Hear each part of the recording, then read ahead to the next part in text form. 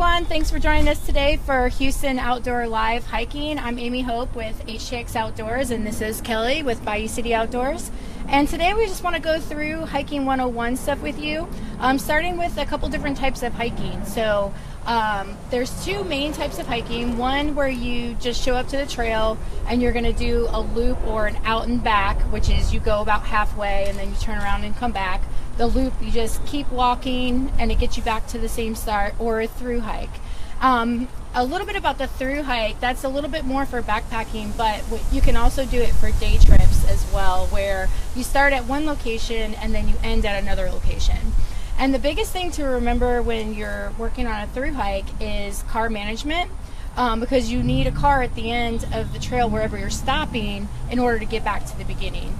And a mistake that I made the very first time I did a through hike is key management. So first it's car management and then it's key management. Yes.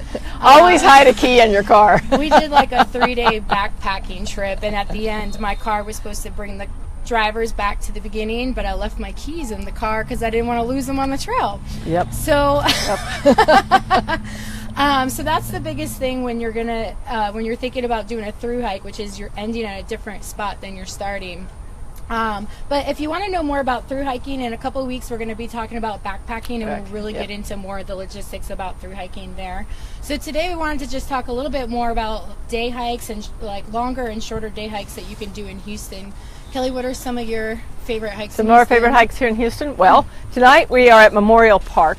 And where we are is we're on the south side of Memorial, over what used to be called the mountain bike trails. Now they kind of call them the multi-use trails. And after tonight, or after our talk this evening, we're going to go over to the Triangle, which is probably one of my favorites. And it's surrounded by 610, Woodway, and Memorial. You have to go through a culvert to get there, and that's probably some of the real elevation in Houston. There's also trails just directly south of the parking lots. Those trails tend to have a little bit more mountain bikers. When you're walking those trails, you want to be aware that mountain bikers are not necessarily going to be knowledgeable that you're on the trail. So if you're coming to a blind turn, you want to go ahead and call out, hiker, walker, whatever you want to call yourself. Call it out, because you're not going to necessarily hear the mountain bikers coming around the corner. So to be safe for you, safe for them, keep an eye out for that. If you happen to be hiking the Memorial Trails with your dog, you want to keep your dog on your leash, and you don't want your dog on a flexi leash. It's dangerous for you, it's dangerous for the dog, and it could be dangerous for the biker. Typically when I have my dog and I see a biker, I'll step off to the side of the trail and make my dog sit, because the different sounds that the bike makes could scare the dog, and so even if they're normally calm and good, something could just scare them and they could jump out. So I usually just step off the trail for a second and let the biker pass. Yep, great idea, because I always give way to cyclists, because they've got a little bit more that they're working with than we are. We've just got our feet that we're on. So, you have another trail you want to talk about? I like all of the trails. Easy trails for during the day are pretty much anything that's lining up against the Bayou these days. They've done a lot of work making those really nice. Bray's Bayou is actually one of my favorites right now. They've done a ton of work down there. They're still expanding it. And there's not as many people out there. So if you're looking to kind of get away from the crowd and all the cars and the people, you can head down there, and it's still inside the loop, so it's super close to get to. Close. And actually, if you don't mind driving a little bit, north of town we have the Lone Star Trail. And the Lone Star Trail is about 150 miles of just hiking. Amy will talk about more of that when we're talking about backpacking, but it's a great place to go do a 1-day hike, a 2-day hike, or a through hike. So yeah. Lake Livingston has some good trails in the state park over there as well, so you can hike in the morning and then play on the lake at night, in the afternoon or at night. Nice. Questions? Anybody have questions about trails? We have a few people here in the background. They're going to come walking through later so y'all can see them. But does anyone have trail questions? No, they really are back there. They're just super quiet. What type of shoes should you wear? You want to know? He's right, like right in on the gear. Let's talk shoes. Okay, you want to talk about your shoes first? Sure. So I have a Salomon This is a Gore-Tex hiking shoe. It's a low top. I prefer low tops. I had a high top for a long time. I like these. The high tops are definitely going to be more sturdy if you're backpacking or doing a lot of up and downs, but I've run in these also, so a lot of people think they're heavy, but I like them. And they're breathable Gore-Tex. They're waterproof as well, and you should probably keep them cleaner than I keep mine, but because it could mess up the breathability of the shoe, but mine have been fine so far, so that's what I wear. And then if it's a flat trail, I will hike in my Chacos every once in a while. I do too. If it's just depending on the terrain, or if I'm going to be doing a splash hike, which is where you're hiking through water. Yep. And all you have to do when you're wearing your Chacos or some sort of open-toed shoe is just remember that your shoes are open, so you got to watch your toes. But all in all, I find hiking in them pretty comfortable. Anything with a good bottom where you're not going to slide around on the terrain, because you can hit sand. A lot of places here you can hit sand, so you just want to make sure you've got a solid sticky bottom, so to Solid speak. sticky bottom. And yeah, well, whatever. You also, I mean, most of the trails in Houston, wear your runners. I mean, totally work and not a problem. I mean, I wear my runners about 90% of the time. I do have a pair of high tops that I wear either hiking or backpacking. These are pretty light. They're called Breezes, and they're super light, so they work for either or. So if you want something that you can go both ways with on your trail hiking, then I'd look at something like that too. Does that answer your question, sir? Yes. All right. What's the most inappropriate shoes you've seen somebody hike in? Oh, may I? Yeah. So we did the hike along Buffalo Bayou one time before it was even paved, and I had someone show up in high heel wedges. Literally, they were about this high, and I mean, she looked fabulous. She had a scarf on. I mean, it was glitter, and she had her heels. And I told her, I was like, "Wow, I don't think that's going to work." She's like, "No, I'll be fine." So I did. I checked on her the next day. She said she didn't get off the couch for the whole weekend. I had someone last week ask me if I hike in heels. Seriously? Yeah, I probably could have done Do it you have about that a year look? ago. I wore heels for like the first time in months, so maybe they were just shocked. But yeah, no, I don't. Yes. Anybody else? Anything else? What do you do with someone who keeps rolling his anchor? Oh. Yeah. So one of our runners tonight came back and rolled his ankle. So You can do ankle strengthening exercises just by rotating it before and after your runs, just to make them a little bit stronger. I used to roll my ankles all the time. Actually, I think spraining my ankles helped me roll them less.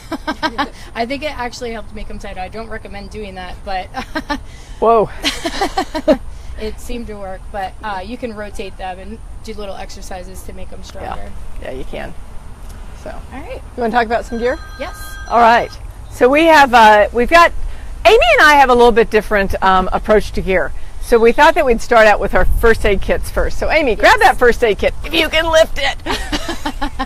I like to have everything in the medicine cabinet in my first aid kit. Where is your first aid kit, Kelly?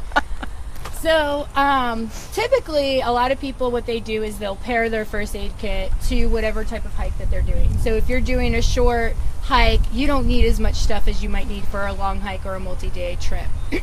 This has just always been my day kit. So I got the standard, everything that came with it, and then I added some extra stuff to it as well. So just stuff like Neosporin, and you can see I wrapped duct tape around that just so I have a little bit of duct tape with me. I've got my compass in here just in case I need it. And then some She's got a novel in there. I got a novel. It actually is a first aid manual. Oh. In case somebody finds me and they need to know what to do. And then my chapstick, I couldn't live without that if it wasn't in there. So, and then the standard stuff like moleskin, Band-Aids, Benadryl, and Tylenol. So, and gloves, which I use to pick up trash.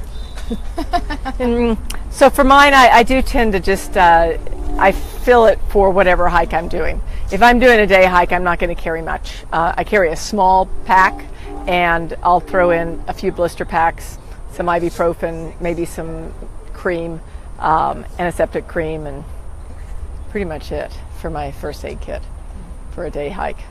What else do you have? I also bring extra battery packs. This is a battery pack. It actually attaches to a solar panel, which sometimes on the longer hikes we will put the solar panel on the back of the camelback and charge stuff as we go. So if you want, you know, you got to use Map My Run or one of those things to track what you're doing. So we use extra batteries.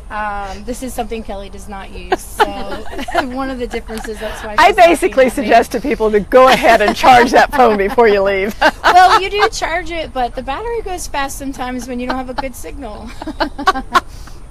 So, and then it's solar charging, so no harm. As long as you carry the weight. So all of this stuff obviously weighs more. So if you don't mind carrying a little extra weight, I just think of it as a little extra workout. You know, it's like strapping some weights around your arms or your ankles. Mine's just in my camelback, and then I have it if I need it. Okay, so here's my theory on that. and I'll always go to Amy when I need something because I know she's got everything. But what I'll do is I have actually a couple of different packs. And the reason I have different packs is that I find that people tend to fill what they have to the capacity of what they have. So if you have a small pack, you're probably going to carry less, and if you have a big pack, you're just going to keep putting crap in it, you know? So I will start out with something super little. This will hold, you know, enough water for a couple hours and enough goodies to get me through the day. Plenty. If I'm really going to go somewhere and I'm concerned about different weather, I'm concerned about terrain, I'm concerned about maybe the people who are along, like I go, you know, I mean, I know that so-and-so last time just had to sit down and not go any further because they got hungry and they couldn't stand it. So I'll take a bigger bag and I will start putting stuff in it. They all have bladders in them. But I really do believe, you know, the bigger your bag, the more stuff you're going to carry. It just happens. What size is this? What size is this one? No idea. My camelback Medium? in here is 100 liters. I also always carry 100 liters of water. Oh, so water? Actually, I do too. That's my one splurge is water. Always have more water than you need. Always more than I need. Because I see so many people who leave for hikes empty-handed, completely empty-handed, and the sun is out. I mean, you don't realize, you sweat, especially here in Houston, you're going to sweat a lot of it out too, right? So, and if you stop sweating, that's a problem. But I always carry 100 ounces of water, not liters. We go with Amy everywhere because she's got it all. But I also want to show this bag. This is a BCG bag that you can get at Academy. Camelbacks can run 80 north of it. I think 80 is the cheapest. You probably can get it $80, and I don't know, they get really expensive. This BCG bag at Academy, it's much cheaper. It holds up just as well. It actually held up to some raccoons because I left dog treats in the pocket. But Academy has some good prices compared to REI. They do. This was probably I want to say $35 or $40, something like that, and it works just as well. My camelback, I mean, I love my camelback. I had it for 14 years. Actually, it did fine until I started kayaking with it, like open water kayaking. And so I had to replace it, so I got this one and so it works good. So it's a good alternative until you're ready to spend the money. Yeah, that's a good point. I mean, all of this stuff, with the exception of shoes, and you can get some pretty decent prices of shoes online, with the exception of probably shoes in my world, most of this stuff can be bought. Like for me, I wouldn't go out and buy the super cool fancy first aid kit, even though it's really nice, because I know that I can go pick up some little, just some little things, some blister kits, some antibiotic cream, and it's going to cost me nothing. Something that Amy mentioned earlier that you should know though about first aid, just FYI, is that your stuff will go dry. Yes. Your Benadryl will go away, your alcohol will go away, so you want to keep an eye on your first aid kit. You don't want to be using the same first aid kit for 15 years. One thing, let's talk about hydration real quick, because like Amy and I both carry a lot of water. That's because we know that you really need to be drinking water. Summer, winter, doesn't matter. You need to be drinking water because it's going to keep you feeling good. Secondly, because I don't know, I would bet that anytime I've been on a long hike, I've ended up sharing my water. Like, I almost always end up sharing my water because there's someone who came along and they have, you know, like a little plastic bottle of water, and that's going to get them through the entire day. And it's not. It is not. I mean, you've got to really think about that and go out. If you don't want to carry a backpack, get something like this. You know, just get a BPA-free jug of water and carry it with you, because this, I don't know, I would say 32. And I mean, this would last me 3 hours maybe. And if I have friends along who forgot their water, it's going to last me 1 hour. So, you know, you really need to think about hydration. We've been super lucky so far this year because Houston's just been cool, but that's not going to last.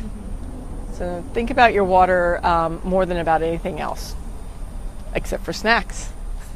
Snacks are good. What do you have for snacks? Well, it depends. I mean, I do bars. I really like summer sausage and cheese. That's a good one for when you're backpacking. But mainly just bars, like Kind bars or something like that. Yeah. I think you need something. If you're out there for 2 hours, you don't need anything. I mean, just like, it's a no-brainer. You're fine. If you're going to be hiking longer than about 2.5, 3 hours, then you're going to want to start thinking about having something along that's going to give you a little extra energy. So it's bars, it's goo. If y'all know goo, shot blocks, I think. Like, these are shot blocks. They're all basically kind of, really more than anything, a little bit of sugar and salt probably. But it will help you after you've been out there for a few hours because you need a little bit of something. So what questions? Anybody? How about a more natural food source instead of like pre-made bars? Would you recommend carrots, celery sticks, raisins? I don't think there's enough calories in celery sticks. I would bring nuts. Yeah. I'd bring You dry can make your own fruit. trail mix. Yeah, you know, make your own dry trail mix. What else? Dried fruit. Yeah. Dried fruit. Huh? Jerky. Jerky? Yeah, a lot of people are buying jerky now, and you can get jerky anything, I think. What's your favorite jerky, Kelly? My favorite jerky. Well, as a vegetarian, I guess my favorite jerky is probably celery. Or papyrus. Yes, papaya. You could. That's exactly right. You can use that. But yeah, that's what I would use. Sugar, and then the fat and the nuts. What else? Anybody? Questions? Specific electrolytes? So as far as electrolytes go, if I'm drinking water and I have some goo or some shot blocks or some gorp or something like that along, I'm not going to worry about electrolytes too much because I'm not really slamming it out there, right? I mean, I'm hiking, I'm not running, I'm not cycling, I'm not like slamming hard. But if I am going to take electrolytes, I will take some. I like one from Vega, actually. But don't put electrolytes in your Camelback. You know, that nice liner that Amy was showing you a minute ago? Don't put your electrolytes in there. Because once you get home, and even if you wash it out, you're not going to wash it out good enough. And then you're going to have a special slurry of awesome Houstonness in there. So, what else? Anybody? Other questions? Any special recommendations on socks? Yo, socks? Absolutely. We both love Smart Wool. Smart wool. The smell? No. Not. Actually, the thing about wool socks is they won't smell. Yeah. They really won't. If you've worn them for a few days, they still don't smell. But yeah. That's all I wear is smart, like A few. smart wool or equivalent sock, because they keep your feet dry and cool. So they make them in different thicknesses too. This is a lighter weight one. I have that. I pretty much have the whole line all the way up to the thick ski sock that I like for camping because I don't ski. Yeah. I would definitely consider Smart Wool. I wear them like Amy all year round. Summer, winter, doesn't matter. These are a heavier pair that I'll wear with my boots. If I'm going to be going a long time in my boots, I'm going to wear some sort of silk liner, and then with the Smart Wool also. But all in all, yeah. We could be a Smart Wool commercial, actually. What about for chafing? For chafing, you want to carry a blister kit. And all a blister kit is some moleskin. For body? Oh, for body chafing. Let's talk about foot chafing first and then body chafing. So foot chafing, make sure that you carry some moleskin. And the absolute second your foot feels a little slightly weird, it's usually like a little tingly feeling more than anything, you want to stop. I don't care what they're saying. You tell everyone to stop. You're going to put a moleskin on that spot. Because if you don't, when you get a blister, it's going to make your life a whole lot worse. And then I think you have some chafing stuff with you, don't you? Yeah, this is this is for blisters also for your feet. So it's you're just supposed to rub it on and then rub it on your foot. It's a little cream. But you can use it anywhere. You can use it anywhere if you think you're getting a blister. Yeah. Yeah. So as far as chafing goes, like let's say your arms, thighs. I mean, it sounds really terrible, but I use my what's it called? Chamois butter is the right word for it. Chamois butter, butt butter, that you ride with, that you're actually riding, you're cycling with. You can use that to rub on anywhere that might chafe. You can also look at your clothes, and you want to look at those clothes. You want to be making sure that you have a flat seam.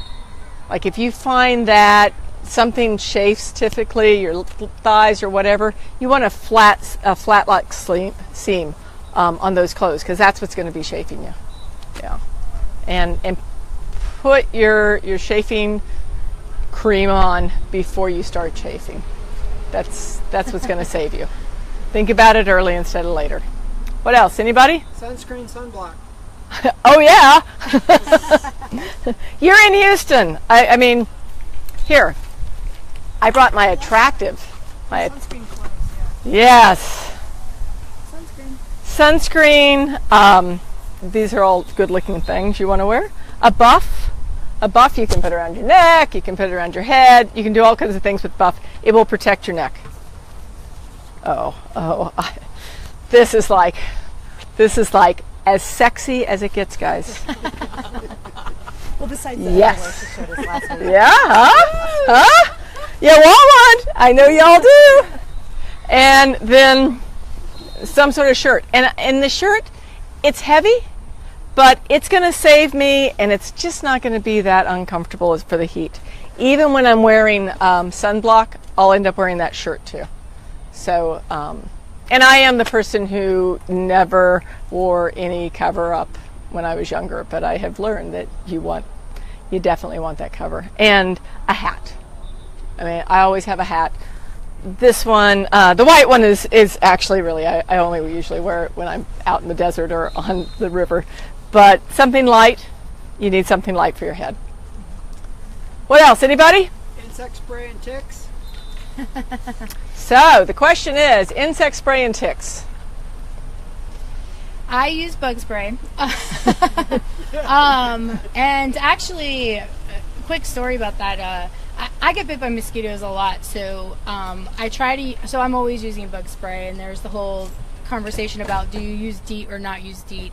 If you're in a mild area like Memorial Park, there's not a ton of bugs here. I mean, there are bugs, so you can go with a lesser Evil. bug spray. So you get the organic ones. The best organic one that I've found is Green Goo by Bugs Be Gone. It works really well. I like that a lot. But a few weeks ago, we went camping in Tennessee, and we were actually doing trail maintenance, and there's a lot of ticks out there. And we're on a trail, we're building the trail, so there wasn't a lot of population out there yet. So we found, we were using the DEET, like the Deep Woods, I think, bug spray for the ticks. And I forgot to put it on one day, and the day I forgot to put it on, I had 3 ticks. And everyone else who put it on didn't have any ticks, so it works. It works. Yeah. So definitely, if you're going to be in a tick area, a heavily tick area, I would suggest using a stronger bug spray because they carry diseases like Lyme disease and Rocky Mountain fever. So you just kind of want to know what path you're going to be on, and if they're known for ticks and heavy mosquitoes. Yeah. I'll say Huntsville State Park, I've never really seen any bugs out there. Yeah, it's crazy. Like, even when the mosquitoes are out, I feel like Huntsville State Park never has a mosquito. Don't quote me on it, because you'll all go and then there'll be a mosquito. But they love me, and I feel like anytime I go there, I never get bit. So I think they've got it worked out. There you go. They have a special magic up there. Yeah. Yeah, no, I don't wear bug spray unless I'm going somewhere where I know there's a tick issue, or it's somewhere where there's some sort of, you're out of the country and there's, yellow fever or whatever. So, yeah. Anybody else? We are going to wrap it up and go on a hike unless anybody's got any questions. Yeah, that's what I was wondering, if we were going to go on a hike. Yeah, we're going for a hike. Everybody who didn't join us tonight, join us next week. Next week we're going to be in Midtown camping with. No, we'll be at Bagby Park, which is Bagby and Gray. We're going to do a whole pitch on camping. We'll set up some different tents. We'll show you, how to use your jet boil. My whole kitchen. Yeah, oh yeah. Amy will bring everything. I'll bring like a little jet boil. And and then afterwards we're going to go to Rico's, and we're not exercising next week. We're going to Rico's and having some food and drink. So thank you all so much for being here. If you've got any questions, fill them in, and we will be checking the Facebook website later. Thank you. Thank you.